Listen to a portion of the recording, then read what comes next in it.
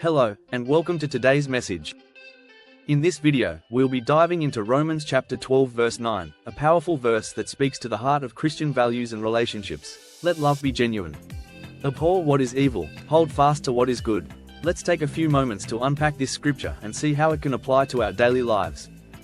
This verse from Romans chapter 12 verse 9, authored by the Apostle Paul, is part of a broader chapter where Paul talks about how to live a life that reflects genuine love and humility. He provides practical guidance on how we, as individuals and believers, can embody a sincere, active, and godly love. But what does it truly mean to let love be genuine? First, let's focus on the words, let love be genuine. When we say love should be genuine, we're talking about love that is sincere, unselfish, and true. The original Greek word for genuine here can be translated as without hypocrisy.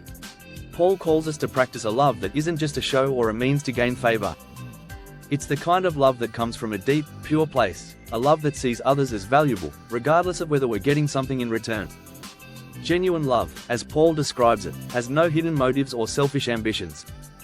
For many of us, this can be a challenging concept. We live in a world where relationships can often be transactional, where people may act lovingly only when there's something to gain. But true, genuine love isn't conditional, it's a love that mirrors God's love for us. In fact, this verse calls us to love without pretense and to reflect the unconditional love that Jesus exemplified during his time on earth.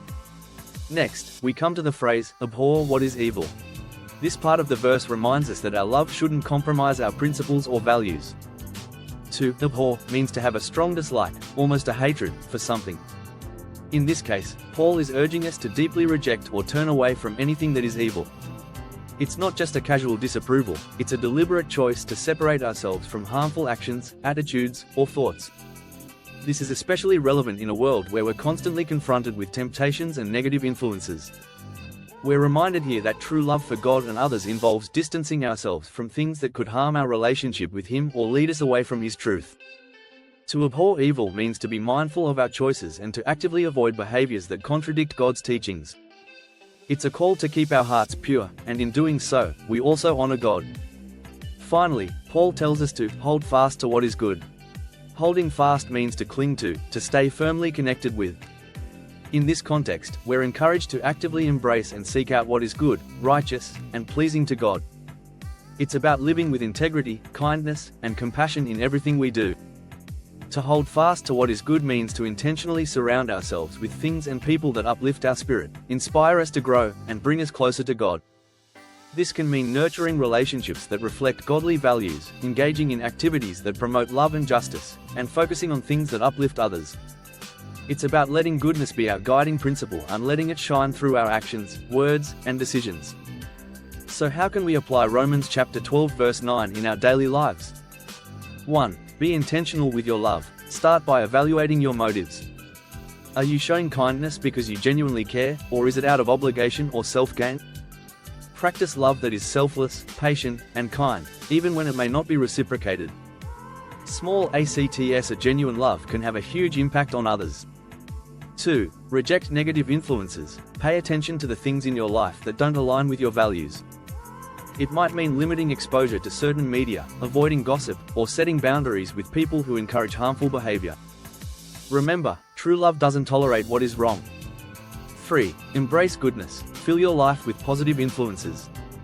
Surround yourself with people and activities that bring out the best in you. Make time for things that promote growth, like prayer, Bible study, and helping those in need. Seek out ways to bring goodness into your community and be a light for others. 4. Build your faith through prayer. A genuine, godly love is rooted in faith. Spend time in prayer, asking God to help you love others sincerely and to avoid things that can lead you astray. Seek His guidance in how to best show love in every situation. Romans chapter 12 verse 9 is a profound reminder that love isn't just a feeling, it's an action grounded in integrity and faith. Genuine love means loving without hypocrisy, abhorring what is evil, and clinging to what is good. As we live out these principles, we become a reflection of God's love and goodness in the world around us.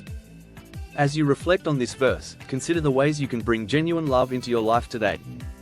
Perhaps it's through a simple act of kindness, an honest conversation, or a moment of prayer. Whatever it may be, remember that love is most powerful when it comes from a place of sincerity, unshaken by selfish intentions or harmful influences. Thank you for listening, and I hope this message inspires you to live with genuine love and hold fast to goodness. May your day be filled with kindness, strength, and the courage to love in the way God intended.